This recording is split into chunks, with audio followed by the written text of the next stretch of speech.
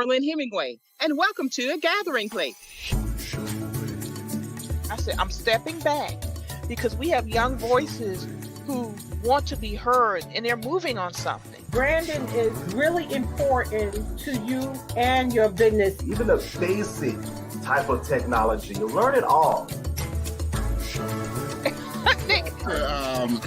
And people are Good question.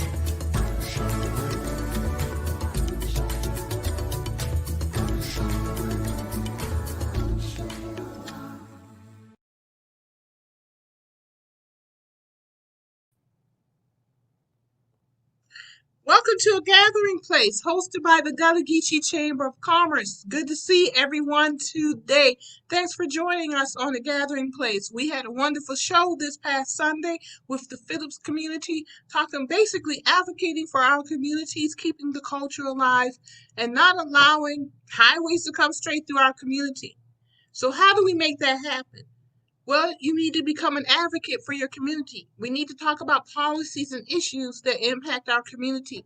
And that's one of the reasons why we started the Gullah Geechee Leadership Institute. And joining us today is our lead advocate, Mr. Jim Felder, who has a long history in being an advocate and activist for his community. And it's so appropriate in this day and time, especially as we are getting ready to vote, that we talk about voter education, voter registration, and getting out the vote, amongst a whole host of other civic engagement opportunities. So I want to welcome our special guest today, Mr. Jim Felder. Thank you, Marilyn. How are you? I'm doing great. How are you? I am great, and I'm really pleased to be a part of the Gullah Geechee Leadership Institute. Thank you. It's a vision you had, and you followed through on it, and the future can be determined by some of the good things that come out of the Institute. So my hat's off to you. Thank you. Thank you very much. I really appreciate that.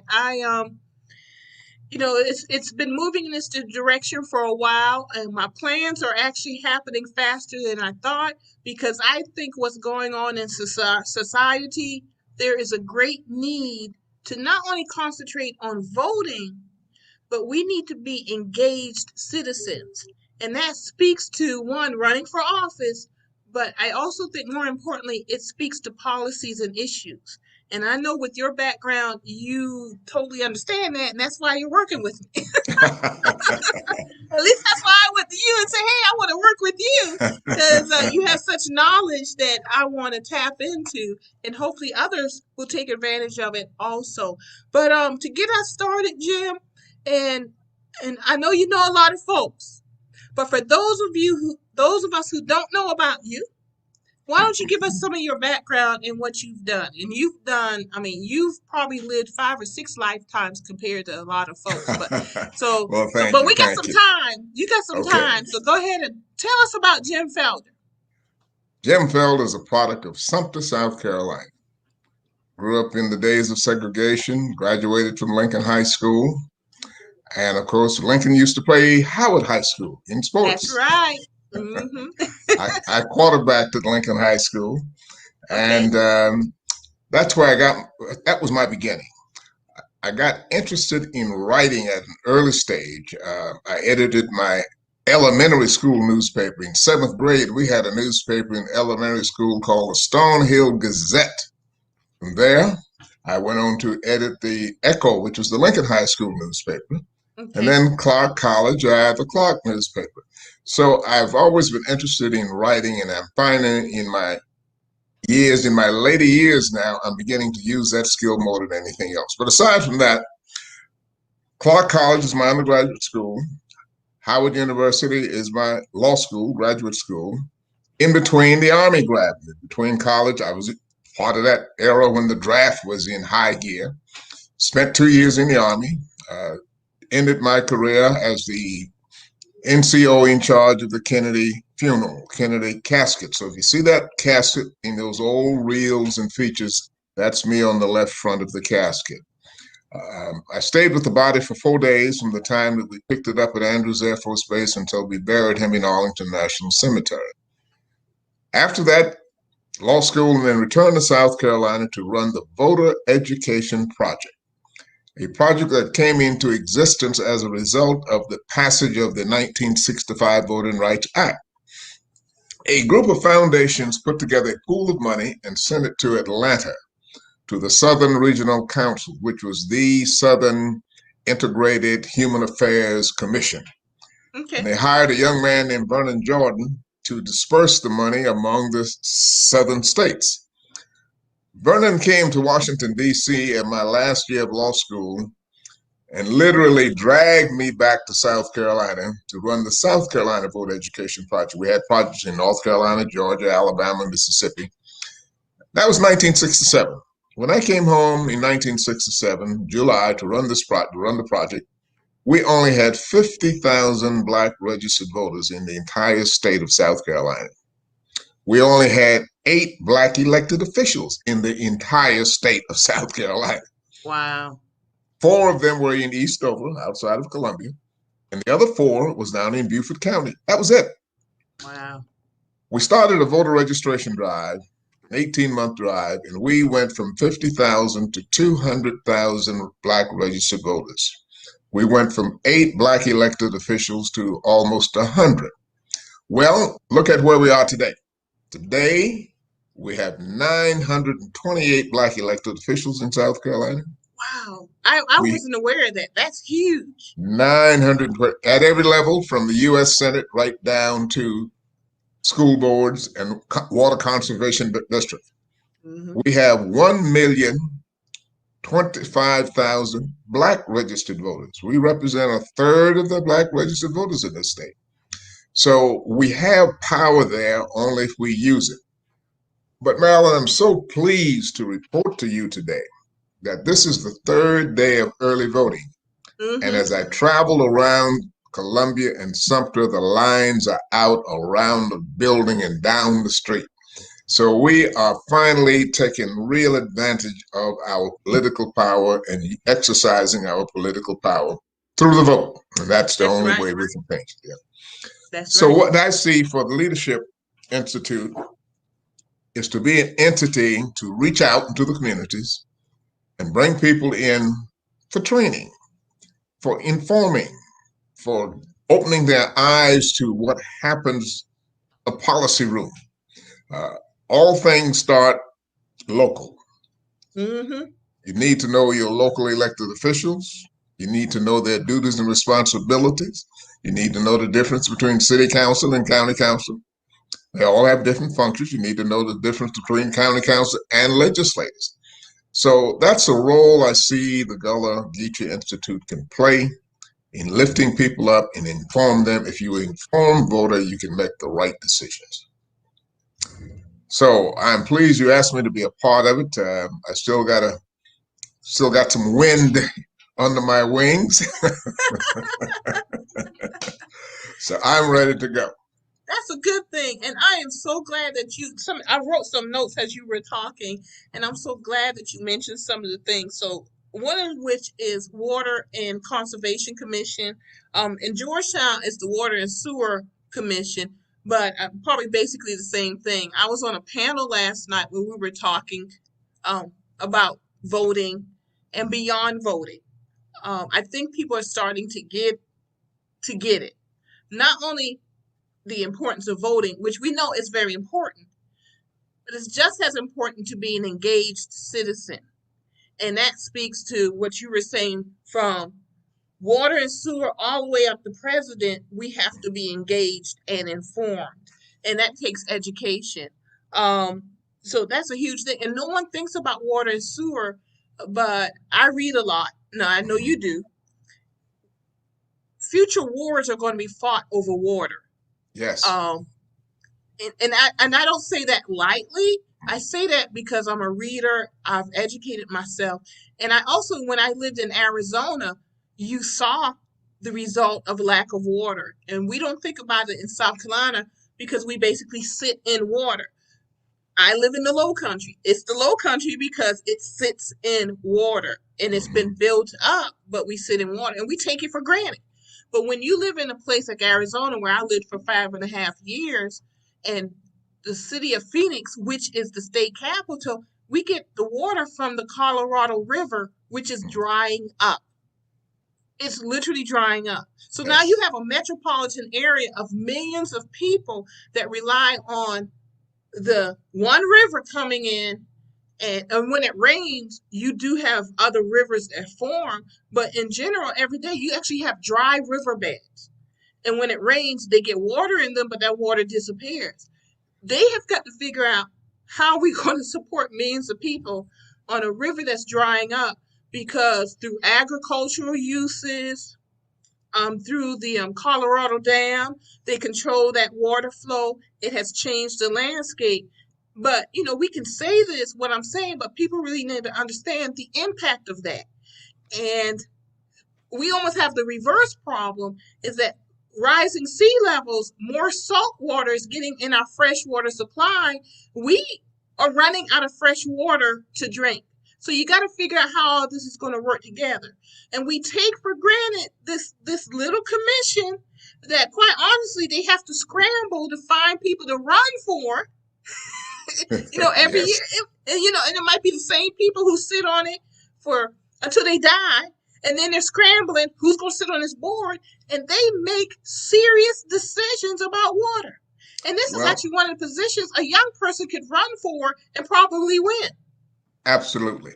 Mhm. You look at some of the old westerns, and they talk about the fights that farmers and ranchers would have over water. Okay, in Mhm. particular out in the And Southwest and Midwest. that's right. Uh, That's right. well, we are getting that point now, because you've got these big farmers, these big agricultural farmers, who are using up a lot of water now for Mhm. farming. That's And right. therefore, we're going to have to put some kind of restrictions in place. Otherwise, we're going to begin to have fights over water.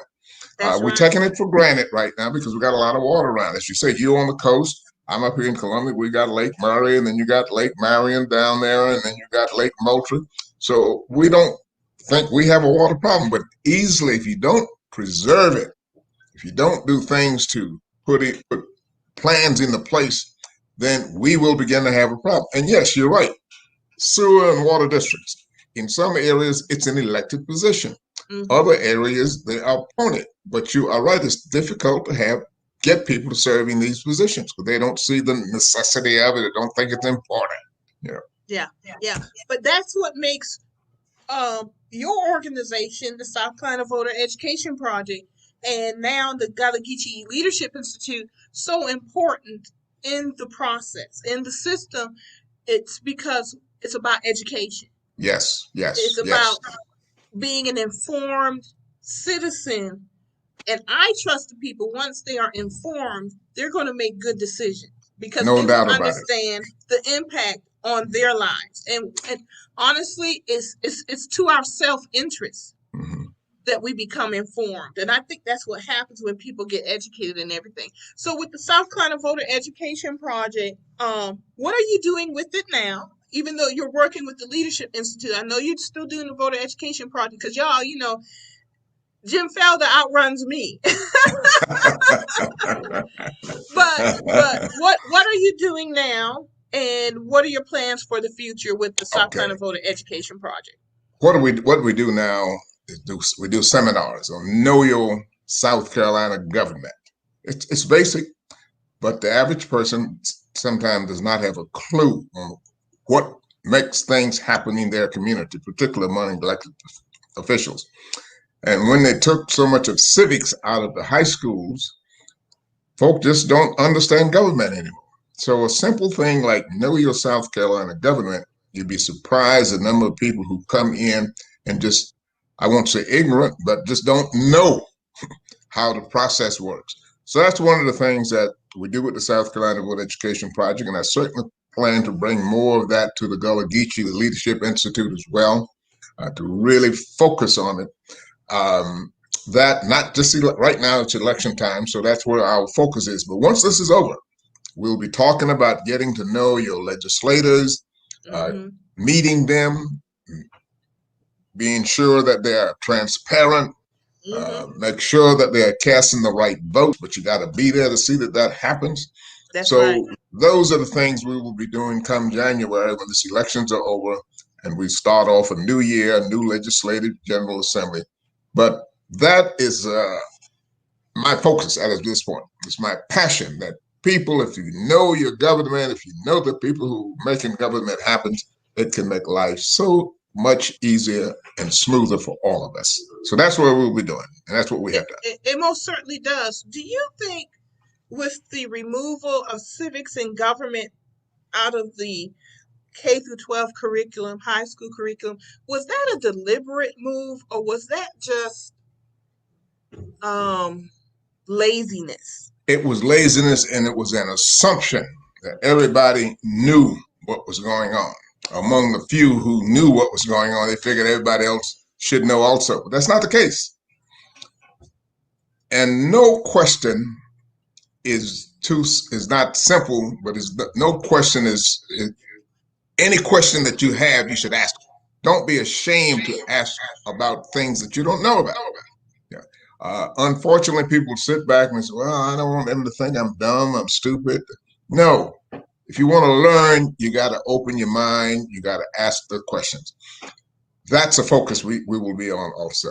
Now, South Carolina is growing. I mean, we are at over 5 million people now. We came from like 2.5 million 20 years ago, or 25 years ago to where we are now.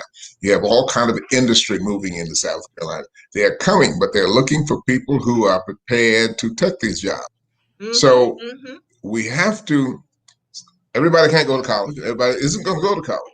But there are other opportunities through the tech schools. There are other opportunities through various kinds of manpower training programs. But if you don't know about that, then you'll just sit and whine and wonder why I'm getting left behind. So those are the things we'll be focusing on to educate our communities. And taking civics out of high school was a dumb thing to do, believe me. Other countries run circles around us because their students get that early. So they know more, many of them know more about this country than some of our own people because they're thirsty for knowledge outside of their own area. So there's plenty of work to do. And again, Gullah Geechee Leadership Institute can certainly help to fill that void. And it'll keep us busy, which is a good thing. That's for sure. That's for sure. I remember, I don't know when you were playing against Howard if Mr. David Drayton was principal at the time. He was the last principal of Howard High School in Georgetown. And for those of you who don't know Howard High School, I'm from Georgetown, and Howard High School is a traditionally black school. I did not attend Howard, my parents did. And I went to Wynyard, the other school. So forgive me for that. But anyway, I remember him telling me that to graduate from Howard, the students had to register to vote in the 60s. Now, I know that could not be enforced. No. But it also speaks to how seriously they took the right to vote, but also how seriously they took civics, because you had to go through civics and to graduate, you had to register to vote, and they couldn't. But it just speaks to the mindset they had, that they really took civics education seriously. And it is unfortunate, as you say, that through laziness or erroneous assumptions that people are just going to know that it has been removed from that K through 12 curriculum. So I hope that in listening to this show that some folks will take up the charge and come and talk to the Gullah Geechee Leadership Institute and South Carolina Voter Education Project, get educated and see somebody out there really fighting to have civics put back into the curriculum. But with that said, it's a lifelong education. You never stop learning. You never stop learning. Yeah. And the more you become engaged with the system, with government and politics, and that's two separate things. So people need to understand that too. And I'm going to ask you about that in a second, your opinion, that the more you realize that you don't know. I mean, I learn something new every day talking to a Jim Felder and other folks that I work with. I was out at a solar field today learning about green renewable energy and solar. And that speaks to opportunity, but it also speaks to that policies and issues.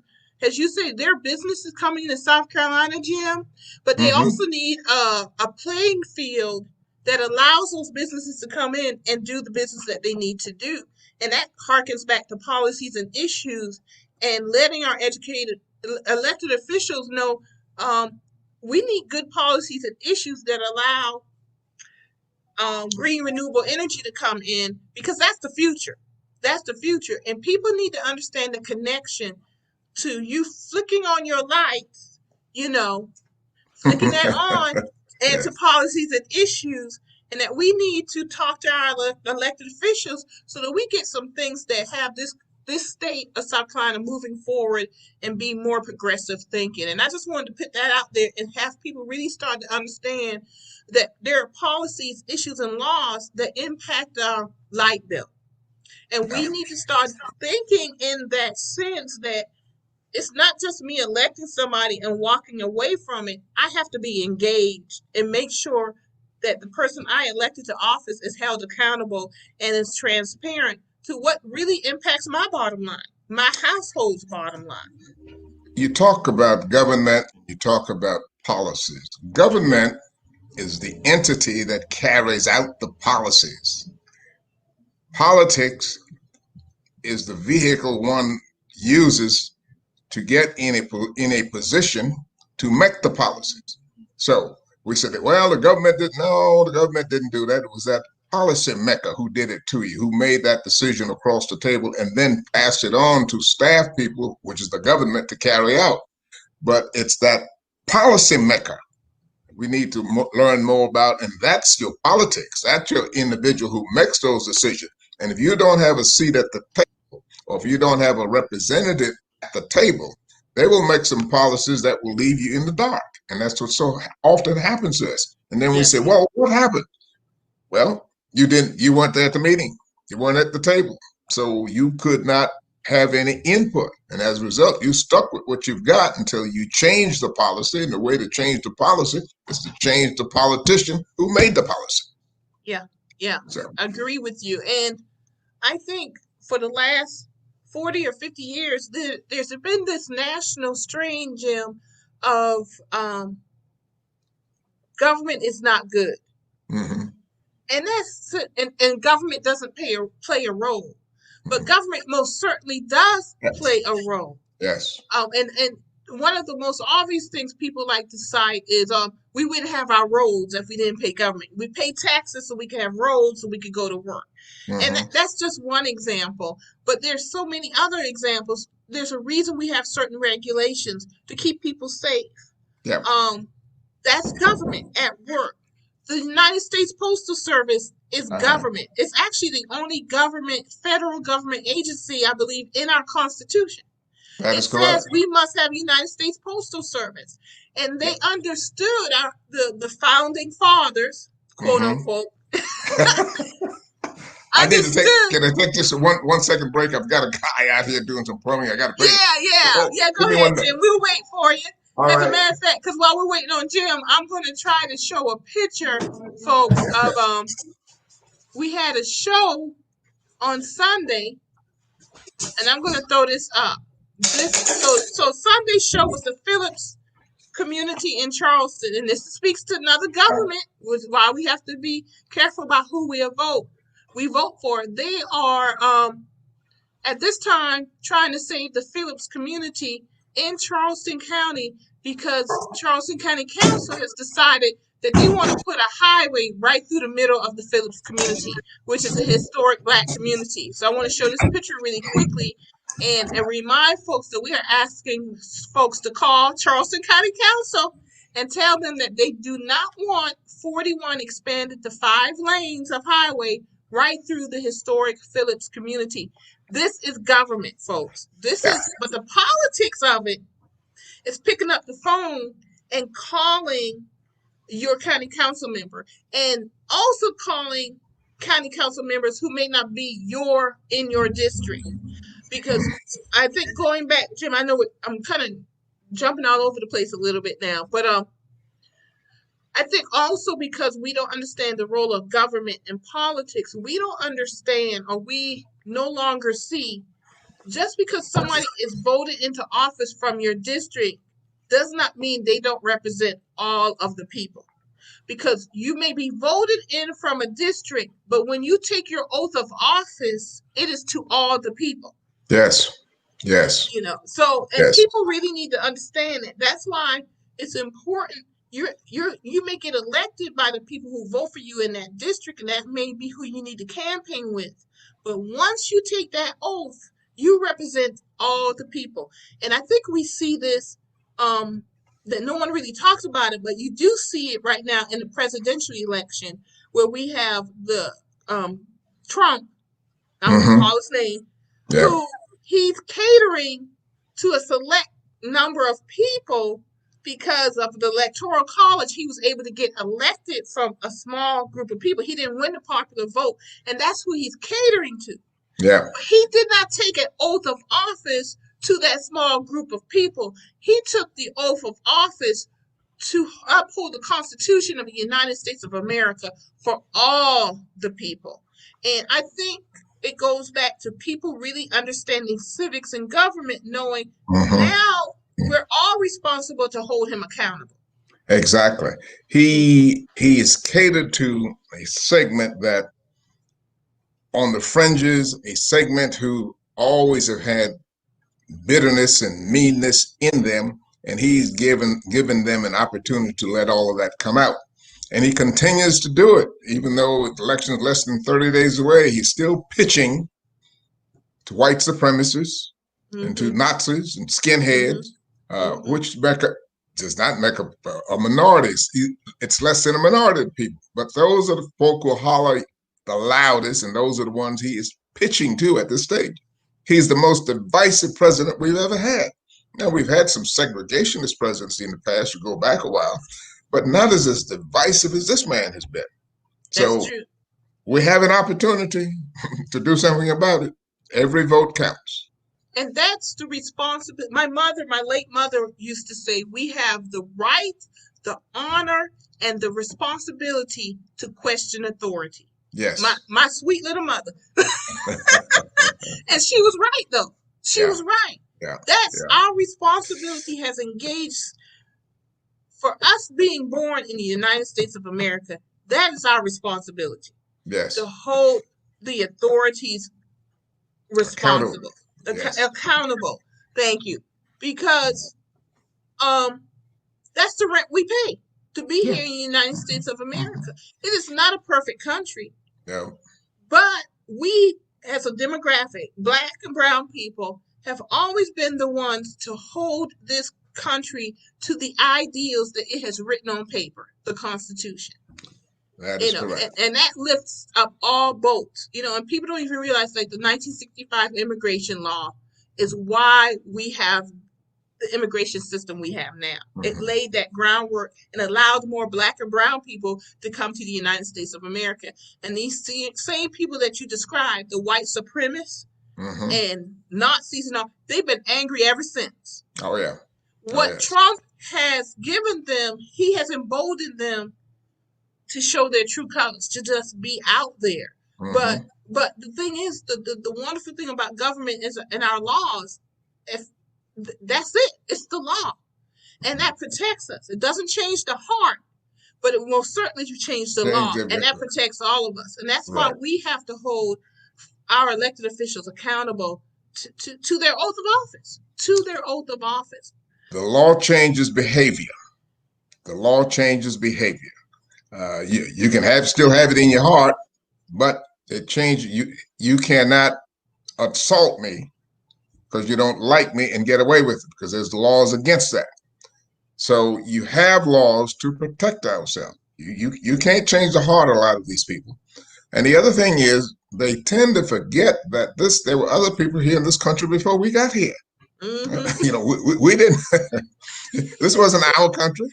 All of us came from somewhere else. Certainly our lineage. But we annihilated the red man and we enslaved the Black man. And now There are those who want to take their country back, as they say. Take it back from whom? For what? For why? Yeah. So we have to be vigilant. So you've got to participate in the political process. You've got to learn. You've got to read, and you got to be on top of everything that happens. Yes.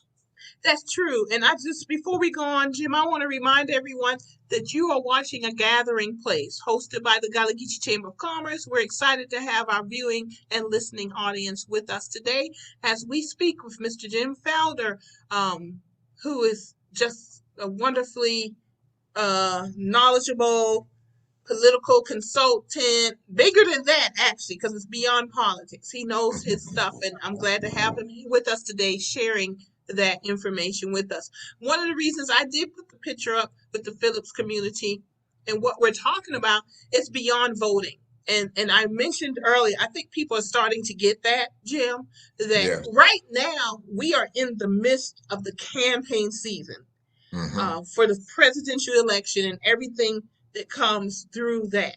But once this election is over on November 3rd, unfortunately, the current president is setting up for things to be disputed. And we need to just put that on the table so that people understand that. But that speaks to why it's also beyond voting and why we need to know civics in government. And if you don't know now, y'all need to start reading some books real fast before November 3rd so you can get some knowledge. But this is why it's beyond voting. You need to be engaged citizens because there's trickery going on, Jim. There's trickery even going on right now beyond the, don't cry for me, Argentina moment on the balcony of the White House. Right. That's all part of it. So what are your thoughts regarding that and what we're looking at probably before November 3rd, but after November 3rd?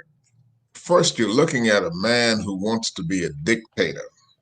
He came into office with no sense of governance, no sense of government, no sense of history. He has been a man who's never had to report to anybody. He's never had a board of directors in his business. He was the only person who made the decisions, and he made them when he wanted to, how he wanted to, and didn't have to report to anybody. And he thought he could bring that into government also. He thought being president of the United States, you can do whatever you want to do. And he still thinks that. And still acting that out. Even telling the doctors what to say, who's been treating him and all. So you're dealing with a dictator. He loves Putin. He loves Pyongyang in North Korea. He loves dictators, people who don't have to answer to anybody. So right now they are planning all kinds of activities to discourage people from voting. And then even if he loses, he's going to come up with all kind of nonsense about why he lost and that he's not going to leave office. So be prepared, folks. But if we turn out in great numbers, we'll take away that from him. He won't have that excuse to say, well, they took the votes from me, they were crooked, they fraudulent, all of that. So be prepared, my dear friends out there. Be prepared for the worst. Yeah. So we're prepared. If we are prepared, what are some things you think we can do at that time? Do we make phone calls? Do we write letters to the I mean, I know we're voting, but what do we do if it does come to that? Is there anything we can do? Well, if it comes to that, we still have the Constitution, we still have laws. It'll be a matter of implementing and putting them into place. But I don't think we're going to get there if it continues the way I've seen it for the last 3 days, the turnouts I've seen. He won't have that excuse that he lost by a narrow margin or they took the election away from him. But in the event something were to go down, then we need to be vigilant. We need to be prepared for the worst, because you got skinheads and Nazis out there that are going to try to create problems. On election day, at the polls, police officers, he was talking about having sheriffs and deputies and all of that at the polling place. That doesn't happen. Police officers stay away from the polling places because that can be construed as an intimidation. So they stay away. They only come if they're called. But Trump, he already was saying, I'm already going to have deputy sheriffs and police officers at all the polls. That's not going to happen. It's not going to happen in South Carolina, anyplace else. It's not in the election process. But we still need to be prepared for what we are not even anticipating. You got to expect the unexpected and be ready to deal with it. Yeah. Because no one thought he would contract COVID. Well, No. he was doing everything possible to contract COVID. Not And following spread it CDC to others also. and spreading it to others. Then I don't think anybody expected that he was going to get in a Secret Service in the car and have the Secret Service drive him around and then go back to the White House the next day and stand on the balcony and have his COVID moment. But he did. And so we just need to be prepared, as you say, and just expect the unexpected moving forward. So beyond president, as important as president is, it's also important all the down tickets, Congress, the U.S. Senate, all the eloped, U.S. Senate, that's huge in South Carolina this year. So you're out and about looking. Do you think some of these folks standing in line, what's your vibe? You know, at some point, it really just comes down to, I've done this so long. It does come down to a vibe, comes down to a feeling. And I'm what's feeling good. Feeling? I'm feeling good. And it began Monday morning. When I got up Monday morning and rolled up by the voter registration office, 8:30 in the morning, there had to be more than 1,000 people lined up around the corner waiting to vote. Went back in the afternoon and it was still the same, but the line was moving. Nobody was complaining. People had their reading material. They were giving out water and snacks. So there were no complaints. And yesterday and today, same thing. So I'm having good feelings about this election. When Obama ran, we had the largest turnout ever in South Carolina. It was 76% of people turned out, black and white. We haven't had a turnout like that since. It's been down in the 60s ever since. But I'm feeling we're going to exceed that 76% when Obama ran in 2008. I'm just seeing people out there who'd never voted before. I'm still getting calls here at the office today. Where can I go and vote? I want to do it right now. I don't want to do the election day. So I'm feeling good. I'm feeling real good about this turnout this time. I'm glad to hear that. I am the lead organizer for our coordinated campaign here in Georgetown with different groups. But I really have not been on the ground like I was back in Obama. And in Obama, as a matter of fact, I'll tell you this story really quickly. I went to the Democratic National Convention as a delegate in Denver when Obama was nominated. And Carol Fowler was sitting next to me. And after Obama gave his speech, I turned to her and said, we're going to win in November. Then the next week at the Republican convention, they had Palin, Sarah Palin. Yeah. And I remember people calling me, oh my gosh, they're going to get the women vote. We're going to lose. I mean, they were panicking. And I remember telling them, no, we just have to keep doing what we're supposed to do. Yeah. And I know I'm getting partisan right now, y'all. So just to make sure clear, South Carolina Voter Education Project and Gullah Geechee Leadership Institute, we are nonpartisan. Yes, yes, we are. We are nonpartisan, folks. But I'm putting my partisan hat on for this story. I said, we just have to keep doing what we're doing, and it's going to be okay. I just had that feeling. Coming out of the Denver convention, you can kind of pick up some stuff. I have to be honest. I would say at the beginning of this year, heading into the summer, I could not pick the vibe up. It was all over the place. And I remember having a conversation with someone. They were asking me, Marilyn, what do you think is going to happen in November? And I told them, I said, for the first time in a long time, I can't tell you what's going to happen. I had no feeling because it was that so all over the place. But you know what changed it for me? A little bit started after the George Floyd. Okay. Yeah. After George Floyd. Yeah. Because then I think the pandemic plays a part in it. Obviously, it does, and it still does. But I think with George Floyd, it was probably the final straw. And people are just tired of chaos. Constant, everyday chaos. And that's how Trump operates. He operates by generating chaos Chaos, because yes. he's not a successful businessman. He's That's in all debt. smoke and mirrors. Yeah, he's in debt. Debt up to his neck, yeah. Yeah, up to his neck in debt. He doesn't know how to run government, not interested in running government, could care less about the Constitution.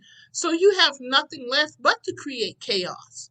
But I think this is where our fellow citizens, and hopefully the majority of them, will finally say enough is enough. And I have to step up into the moment.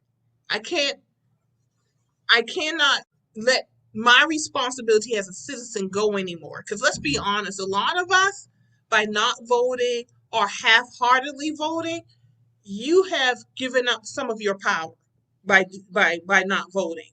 But I think people are really getting to the point, even if they've been a non-voter or a irregular voter, are to the point now we've got to clean house. Marilyn, I saw an uptick in voter registration right after the George Floyd death. Almost immediately, we started getting calls for applications to register to vote. Can I do it online? Can I mail them in? Of course, all of those options are there. But that's when I saw the uptick on voter registration.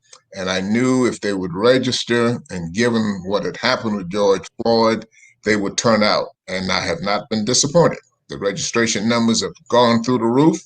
And as I said, in the last 3 days is early voting, and I've not seen anything like it in all my 50 years of being involved in voter registration and voter participation.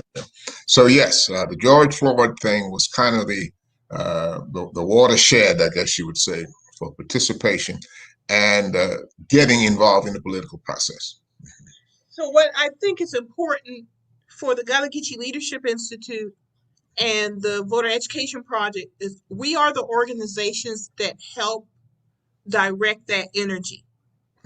Yes. After the election. Right.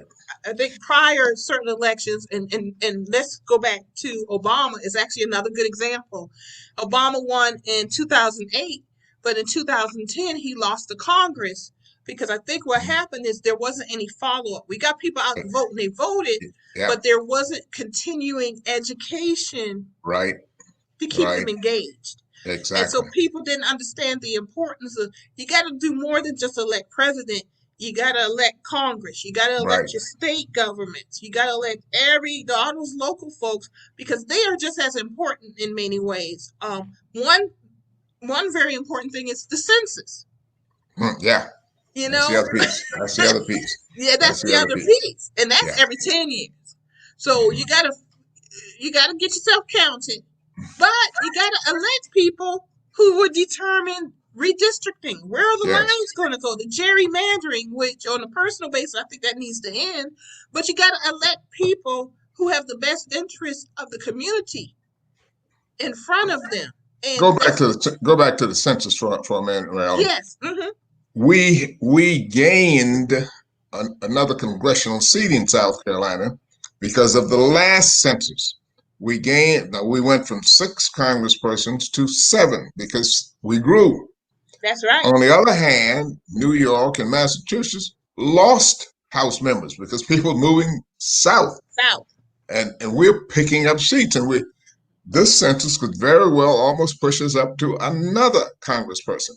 So the census is so important because it determines the number of elected officials and also it determines the amount of money that comes from Washington to South Carolina. So the census is very, very important.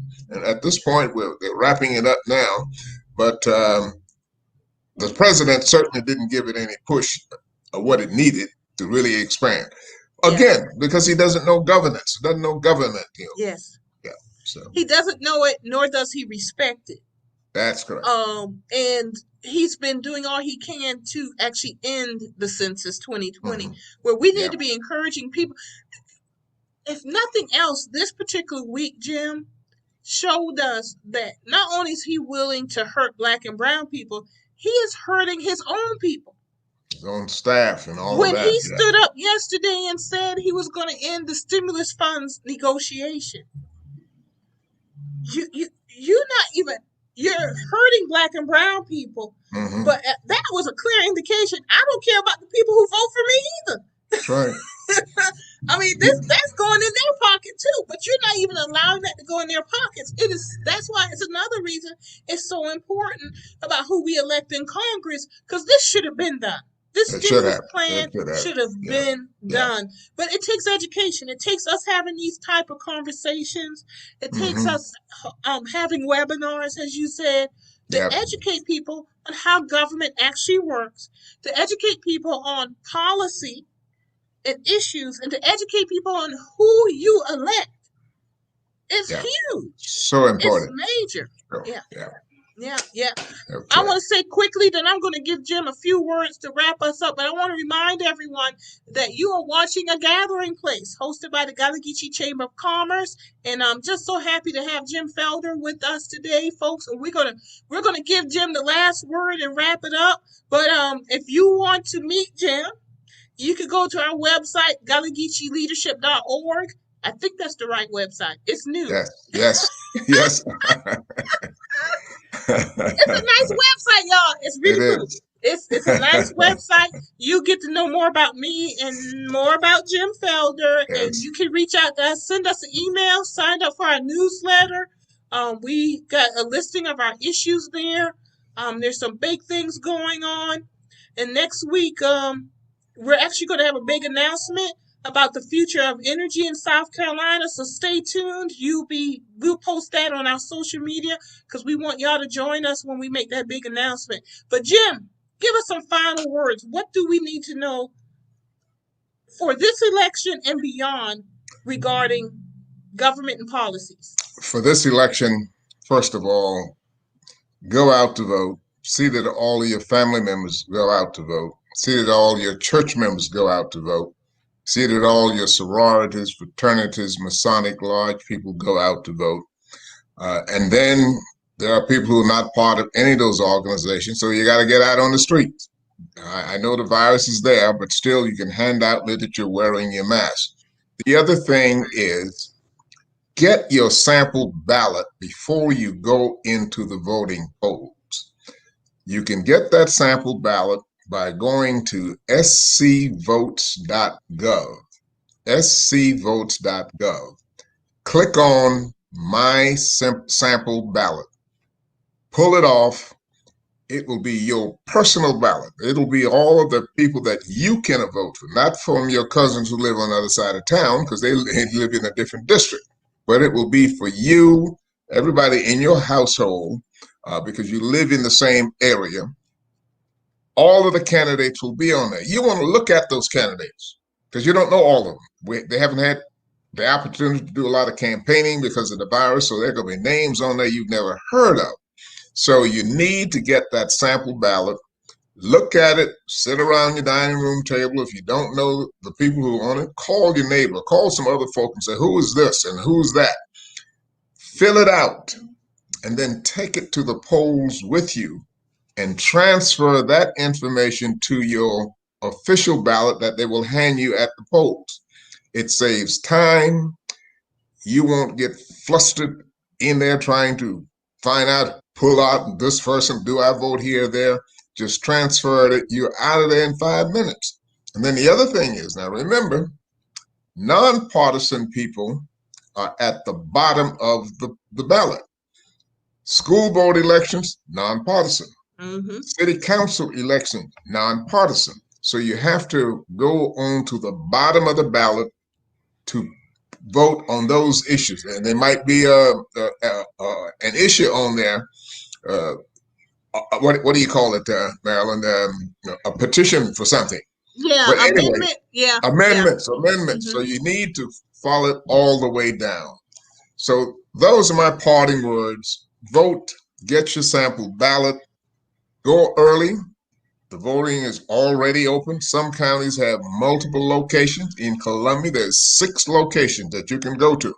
In Sumter, there are 5 locations. I don't know what it is in Georgetown yet. Charleston has 6 locations. But the opportunities are there. Don't wait until election day. Do it now. Do it early. That's right. That's Those are right. my parting words, Marilyn. And you continue to do the great work you do. And I'm looking forward to great work with the Gullah Geechee Leadership Institute. Thank you, Jim. Thank you for those wise words. That's information we needed to know, in particular about those locations. In Georgetown, we don't have any, but we do have extended Saturday voting. So, folks, you have multiple ways to vote.